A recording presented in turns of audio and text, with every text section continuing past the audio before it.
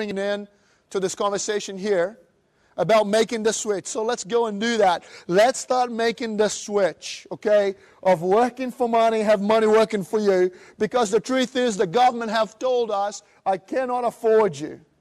Everybody knows that only 5% of people are going to make financially. And what about you? What about your promise of a better future? So guys, here's the deal, okay? Do you want to make the switch?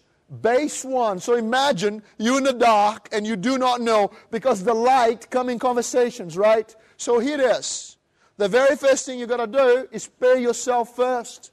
Now, Julio, that's not new. Julio, I heard that before.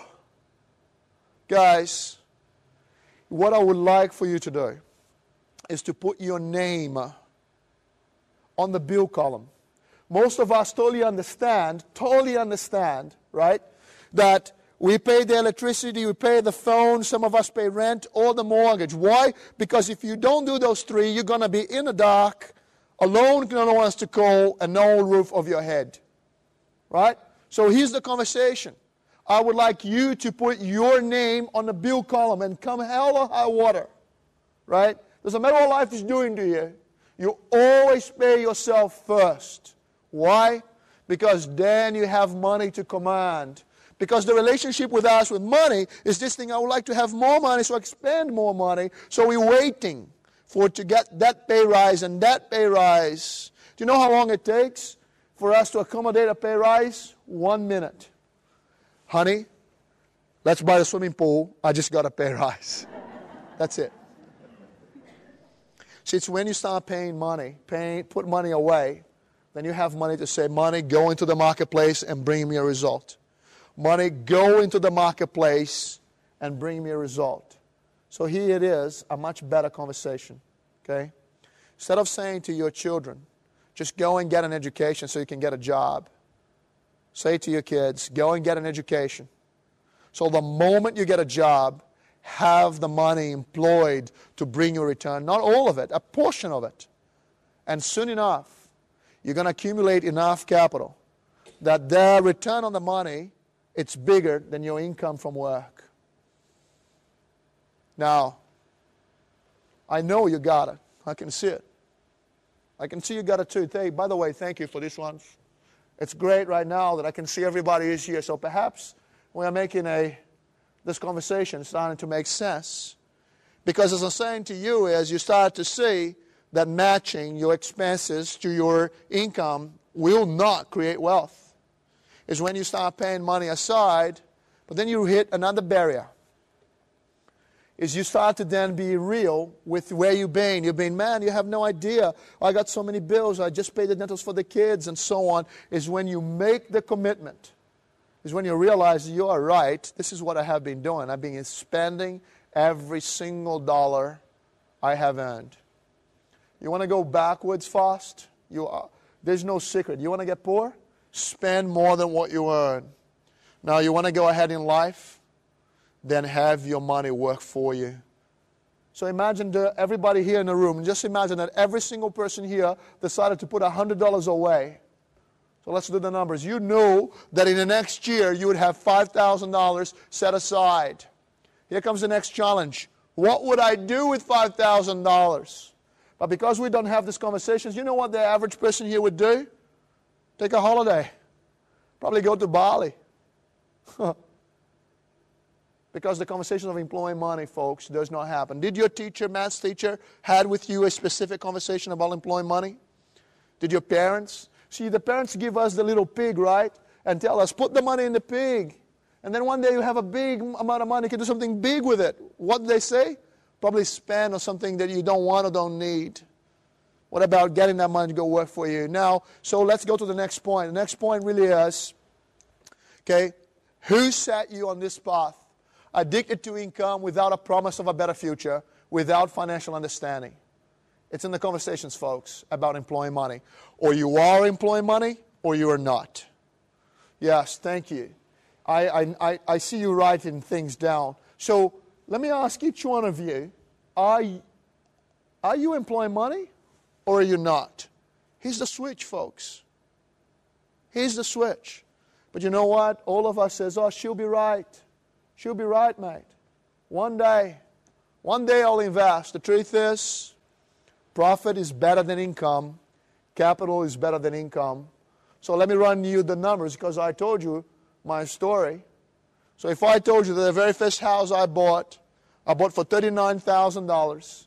If I told you that that house today is worth more than $400,000, would you accept that? What did I have to do for the house to go from $39,000 to $400,000? What did I have to do? You're right. Have toast. Go to breakfast and go to work. See, guys, it's called capitalism. It's because they gave me the freedom to buy this house and to hold the capital in my family name. So as time goes by, get this distinction. Everything you buy today is at discount tomorrow. You remember that conversation? Oh, we could have bought that house over there 20 years ago. It was so cheap. You know, if you actually travel in time and went back 20 years, you find that back then, that was a lot of money. Oh, we could have bought two of them. Oh, I regret. So how come you're not buying two of them today? Because in 20 years' time, you'll be saying the same to me. Oh, remember in 2009, in 2010, in 2015, how cheap things were? It's been going on like this for 5,000 years since the Egyptians started to demarcate land and have contracts on them. 900 years of history in England, 500 years of history in America, and 200 here in Australia. It's not going to stop. And by the way, we're going to a planet with 8 billion people. I would stand before you naive to say to you that I believe the population in Australia is going to be static. See, guys, I don't know if you've seen, but in October 2009, the conversation is very straightforward that there's going to be a population boom. You know why? Because we need more people in the country so we can tax them. It's real. Now I'm saying this to you, in 2008 we had more foreigners come in than little baby Australians being born, and we're in the middle of a baby boom. So get this, where will these people live? Now we've got to create more freeways, more schools, more houses, more infrastructure, more businesses so the economy goes. What are you going to do about it? Please don't stay fixated on your income. If you can find a valid example for success, do the opposite of what everybody else is doing. Okay? Because the masses are always wrong. If everybody's going that way, please go that way. So guys, moving on this. Pay yourself first, get first key. Second one is, now you need to know what to do with the money. Right? Here is some of the responsibility, because most of us, because we did not have the conversation about money, when it comes, no, I need to know what to do, most of us freeze. So here you go into the marketplace, looking for where to invest your money. Now let's be very clear. The guy, when you go to invest money in a financial marketplace, is exactly the same as the supermarket. Could you imagine the butcher tell you to buy chicken? Could you imagine the chicken guy tell you to buy, I don't know, vegetables or fish? See, every single person will give you the information necessary to sell you their fish. So every year, so if you go to the property guy, what is he going to tell you to buy? Property. If you go to the share guys, what is he going to tell you to buy? Shares. Now I know, you went to your accountant, didn't you? And he told you to put money into super because it's a tax-effective environment, right? Well, one of the things that he didn't discuss further with you is the amount of capital you can actually accumulate in that environment within the time you have. Is that going to be enough? Did you talk about that? Guys, I want to say this to you very clearly. You understand that because of the nature of our business, we deal with people from all walks of life. And it's common to meet bank managers that are hypnotized by income, matching their income to the expenses. Accountants, solicitors. See, the hypnosis go deep. Or you are building an asset base for you and your family, or you are not. You are or you are not. I am surprised to find out that the typical accountant wealth creation process is to pay the house off and then set up a self-managed super fund, and then through the self-managed super fund, right, buy a building and rent that building to their business, their accounting practice, and that is it. So they're going to finish off life with a business and their own home and a building. There is not more than that. And when we talk with them and they become our clients, we say, why did you limit yourself so much? I think that actually is taught in accounting school because I see it so often. Yeah, you're right. Yeah. There's no wealth creation. I mean, there is wealth creation in that because the guy's driving his own home, the building, and the business. Yeah, it will be worth some money by the time he retires. But how much, you understand when you're trying to sell a business to you, the business is worth this much, for the guy buying it is worth this much, and let's negotiate. Do you mind right now if I showed you the most amazing thing? I think that you have come here tonight to see this.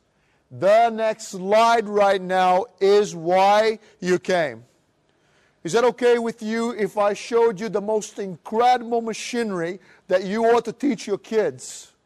You ought to teach people about how to accumulate assets in Australia. But before I go there, I just would like to show you something else. Imagine that you woke up this morning and you had an epiphany. And you thought, you know what? My numbers are not working for me as well as they should.